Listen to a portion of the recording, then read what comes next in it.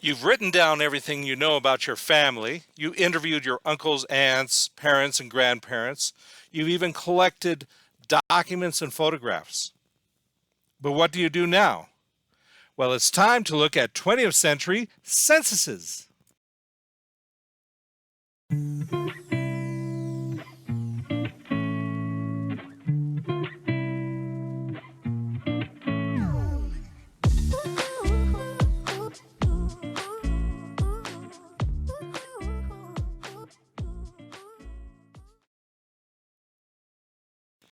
If you're as old as I am, your parents and grandparents are probably in the 1940 census. If you're younger, it'd be your grandparents and great grandparents, and even younger, possibly great great grandparents. So, before you start looking into the censuses, you should go back as far as you can with your family. If your interviews and the information that you collect through documents and pictures and all that do not go as far back as you need to get to the 1940 census, then maybe you need to do some more research. And we'll go into that in a later video. The 1940 census is the most recent U.S. census available to the public. Federal law requires that 72 years pass before census records are released. The 1950 U.S. Census will be available in April 2022. Spain and Mexico conducted many censuses, musters, and other enumerations in New Mexico prior to 1850. Many of these counts are very rich in information. This includes age, sex, caste designations, and occupations of the people enumerated. Censuses are vital resources for anyone researching their family. However, the information found in censuses is sometimes inaccurate and should be verified with other sources, such as baptismal records and even other census records. Where can you find 20th century censuses? Sites such as Ancestry.com and Genealogybank.com allow you to search for census records for a fee. You may even find these online databases for free through your local library. With the pandemic, Ancestry.com and others have given libraries the permission to allow their patrons to search from home. However, do not expect this to continue as quarantine restrictions disappear. If you live in the Albuquerque area, a really good resource are the Albuquerque libraries. And so what you'll want to do is search for them, Albuquerque Bernalillo County Library System. Click on the link once you get there. And then you'll find a tab here that says Research. And if you look under that tab, you'll see Genealogy. Click on that link.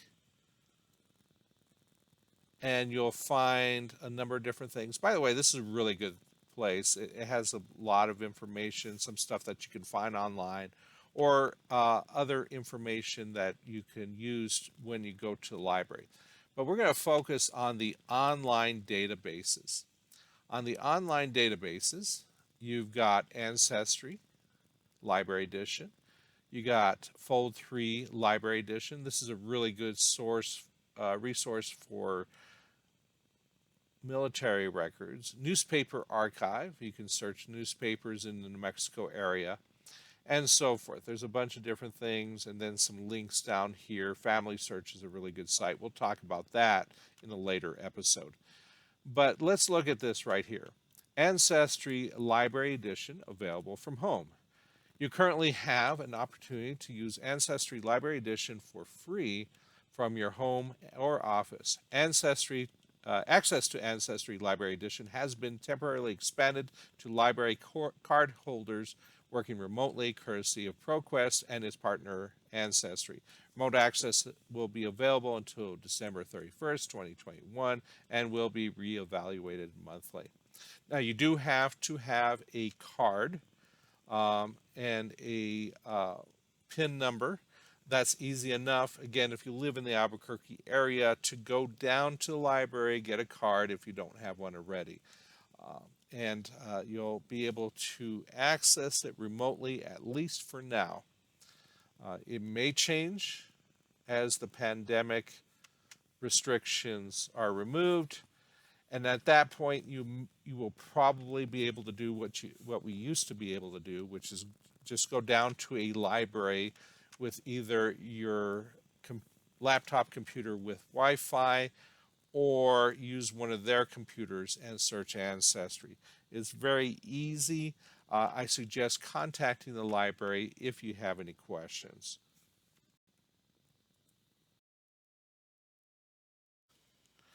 So another really good resource is Family Search. It's free. The only concern that you might have is that you actually have to register with this. So you'll have to give them specific information. But I'll tell you what, if you were to go on to Ancestry, not only are you going to give them some specific information about you, but you're going to give them your credit card. You're not going to do that with Family Search. So as you can notice, this is my registered site. R is for Robert. So this is the 1940 census, and because Family Search is a little difficult to navigate, especially if you're looking for specific information. I want to look for United States Census 1940, for instance. I'm going to go ahead and give you links to the 1900 through 1940 censuses in the description of this video.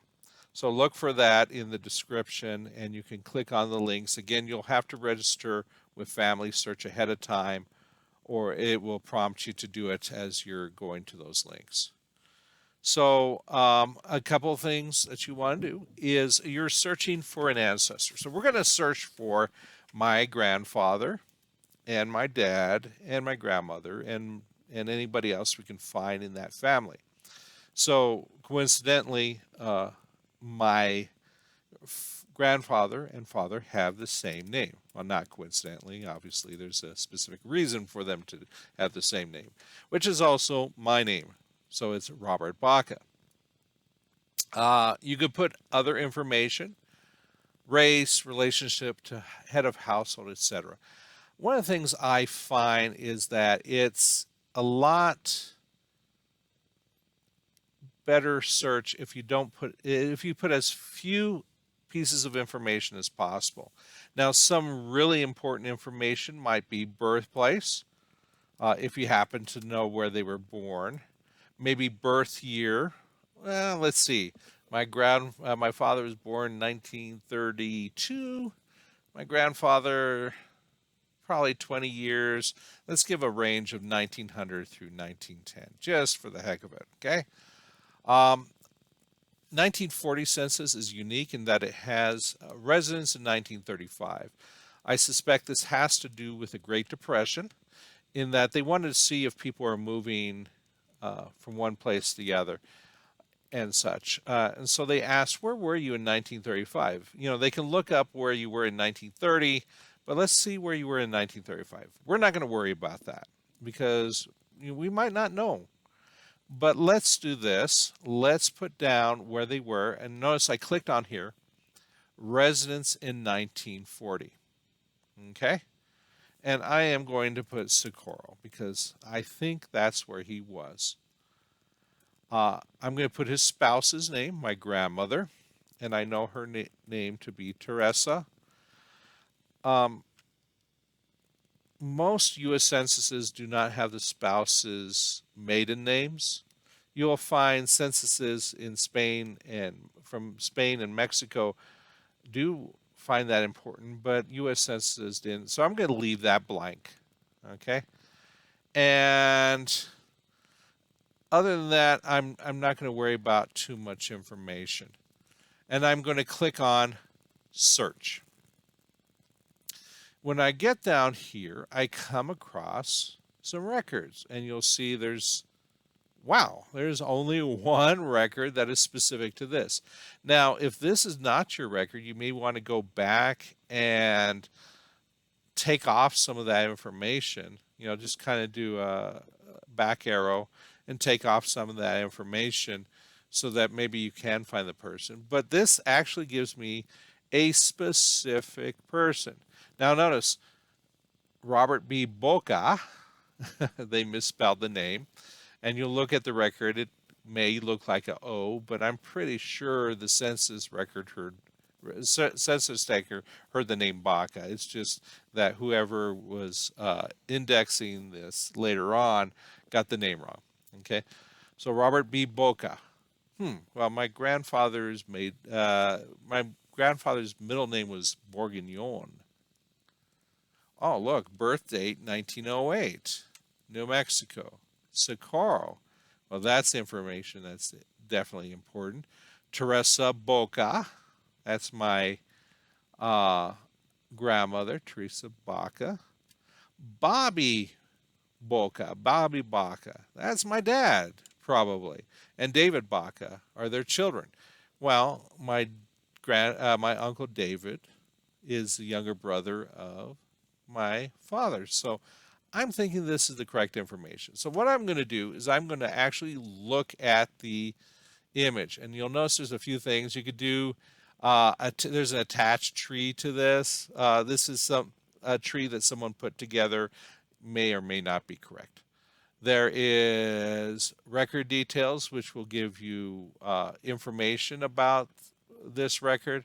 But I want to actually look at the record. So I'm going to ignore those two things, and I'm going to view the image.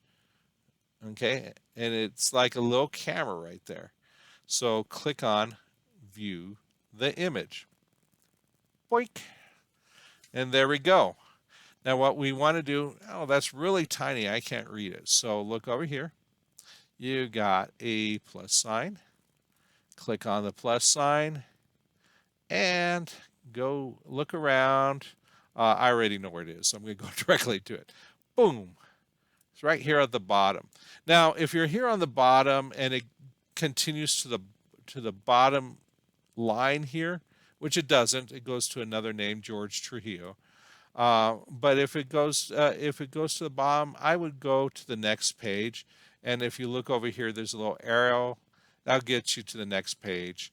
A forward arrow, and then a backward arrow. You could also put a page number on there and so forth. But right now we've got that information. So let's look at this record first. It's sometimes really hard to read these, so you may want to get out your glasses and everything else. You may want to get a magnifier, whatever. But I want to look at the top here because there's some information that's important. The state is New Mexico. The county is Socorro. The incorporated place is Socorro. It's precinct number 1. There may be some other information, but not in this case. Who is the enumerator? Who is the census taker? If that's important to you, that's there. When it was taken. I like to look at this because I might be trying to find out, if someone, they do it on April 4th, so maybe there's a birthday. And this actually is important. My dad was born on April 6th, so this was done 2 days before his birthday. So that might be important. There is other important information up here. Enumeration district is 27.1. You'll see in records when you're citing your sources, they'll ask you what the ED number is, so you may want to have that information. And then the sheet 4A. So remember, always cite your sources. All that information up there might be important. And what you may want to do, what you may want to start off with, okay, you could always save this. You can download it and such. You can save it in your source box and various other things. But what you may want to do is get a piece of paper and write this down. And what I would suggest, and I'm going to give you links to this, is print out a template, a blank template that will have the information that you need, or the blank spaces for the information that you'll need. And you'll see there's a bunch of different things here that you may need to write down. So use that template. It's really, really good. Um, and you can write down as much information. It gives you spaces for probably about a dozen people. You probably won't need that. If you need it, just make another copy and put page 1 of 2, page 2 of 2, etc. You've got where they lived. They happen to live on Terry Avenue. We always joked about that. Grandma Terry lives on Terry. Terry is a last name, a specific person that lived in Socorro. But we're not going to go there. And some other information. Again, look at what the template says and write down that information. Here is my grandfather, Robert B. Baca. Teresa, my grandmother. Bobby Baca, my dad. And David, my uncle. You'll see that there are numbers here, 74, 73, 72, and so forth. These are household numbers, and it helps you differentiate between the households, where one household begins, where household ends. Again, this is important information when you're citing your source because it helps you find the link. And when you're citing information, you want to make sure that people are able to find it easy. Okay, so here we go. Robert B. Baca. He's the head of household. Teresa is his wife. Bobby is his son. David is his son. Male, female, male, male. White, white, white, white. Now, Hispanics in this era are often listed as white. Sometimes you'll see MEX for Mexican or so forth, but generally they're listed as white. If they're not listed as white, that'd be interesting. If they're shown as, I believe at this time they would have black, so maybe a B. So if that says black, maybe there's a reason. Maybe these people were part African American. So try to figure out what that means. Okay, but generally you'll see white. Ages 32. So this is the 1940 census. He's 32 in 1940, so he was born approximately 1908.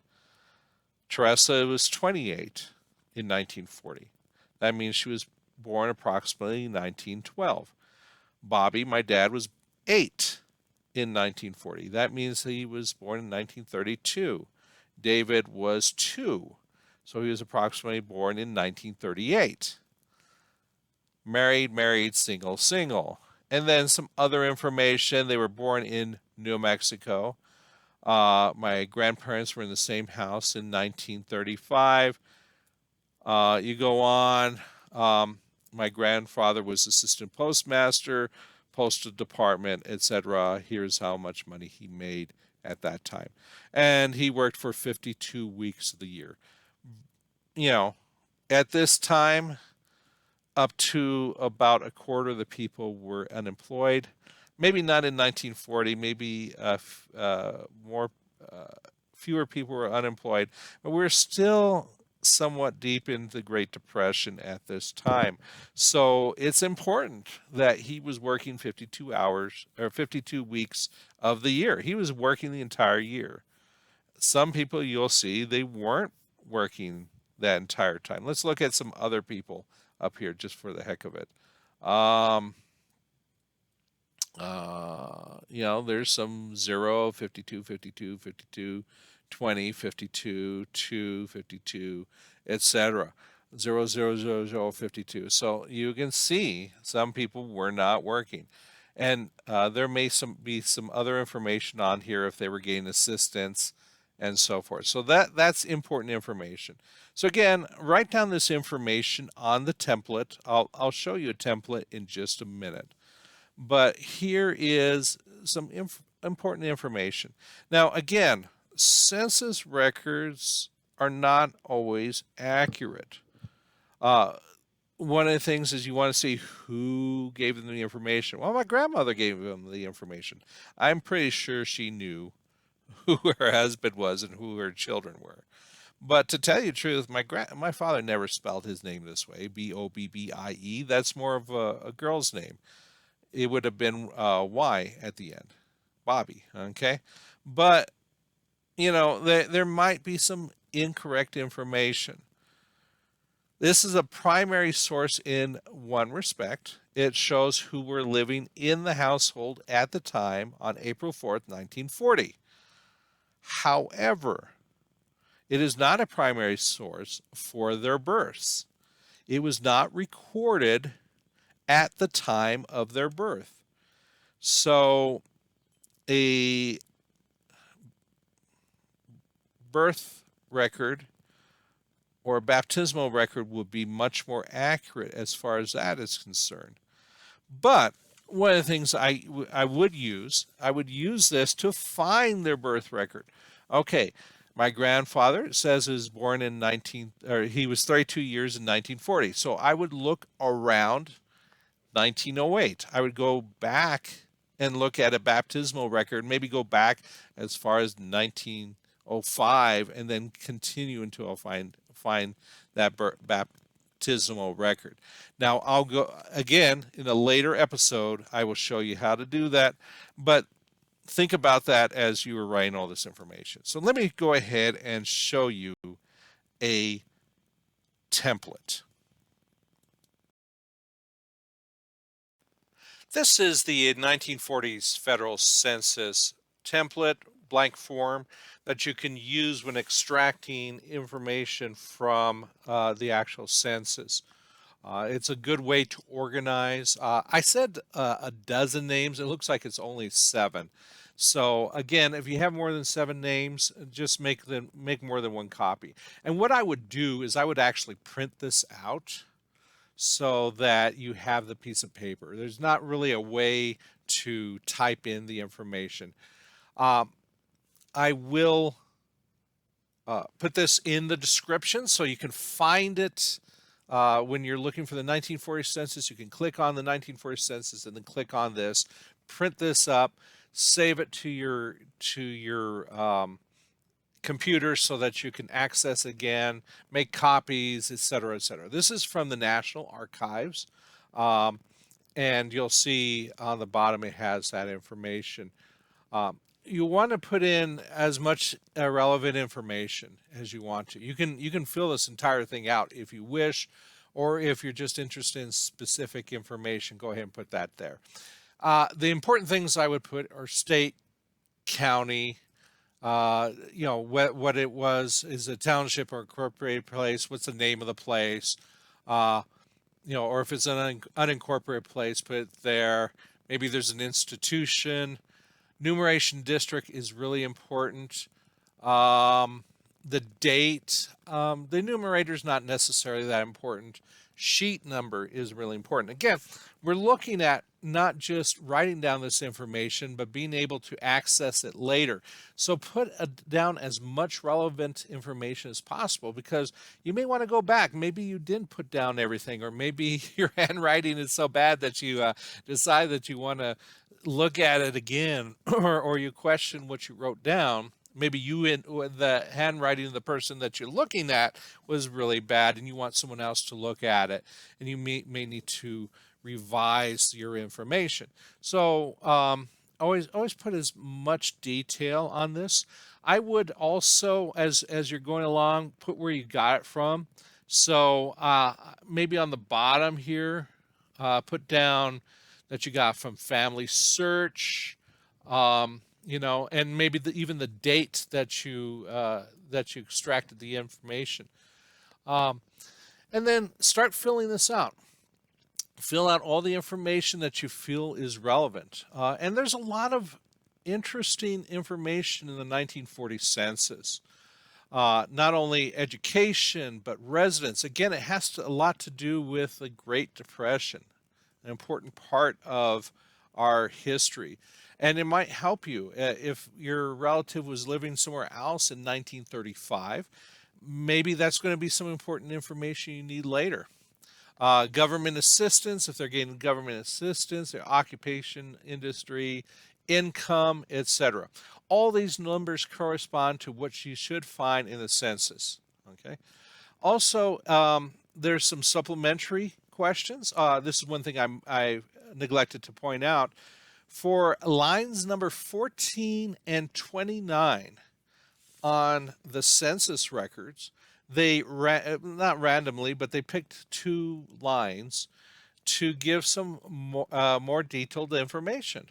So write down that information if it's relevant. If you have a relative on line 14 or 29, put that information down because it will help you in the long run.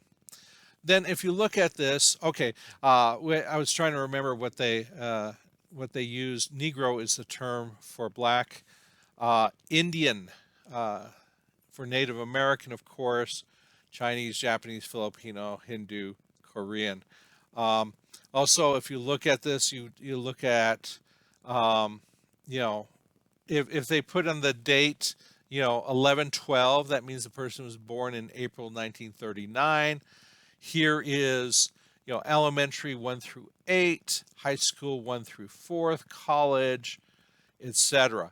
Naturalized, having papers, alien, etc. A lot of really important information, so you may want to print that out again. Again, make as many copies as you need, as you feel necessary, and use it for your own personal records.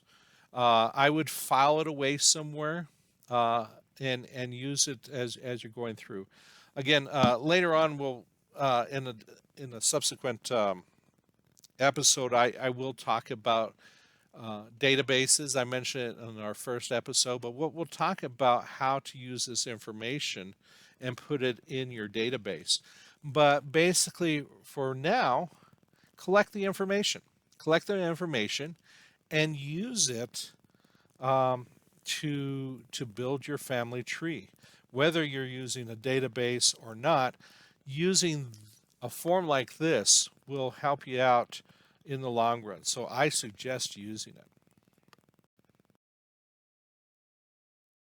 Here are a few more pointers. Remember, sometimes people in the same area had similar or the same names. Use clues such as sibling names, ages, and occupations to discern whether the people in the record are related to you or not. Sometimes the people in households nearby are related to people you are searching for. It may be advantageous for you to record the information about them too.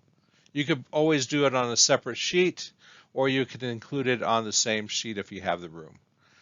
Censuses are never 100% accurate. Use them as clues to find more accurate records. Compare them to other records when you are unsure. Go back to previous census records to find out more information about your family. For instance, maybe a child is mentioned in one year but disappears in another. This may mean that they got married, moved, died, or something else happened to them. Children are often named after their grandparents, uncles and aunts, and other relatives. Use this information to try to link to earlier generations. Note any irregularities, especially between censuses. For instance, names may change from census to census. This might mean that one of the names was actually a nickname. If it doesn't seem right, question the information. For instance, a child born 5 years before a couple was married may mean a number of things. Example, 1, the age is incorrect in the census. 2, the child is adopted. 3, there was another marriage prior to this one, or the child was born out of wedlock. Realize that people spelled names differently from record to record. Names are dropped. For example, Juan Antonio Baca might later become Juan Baca. Nicknames are used, or the name was written down incorrectly. I hope this video was helpful. If you have any questions, want me to clarify any information, or if you have some pointers yourself, feel free to put a note in the comments. Maybe I'll even make a video based on your comment. Next time, we'll look at obituaries. Until then, I am the Socorro genealogist.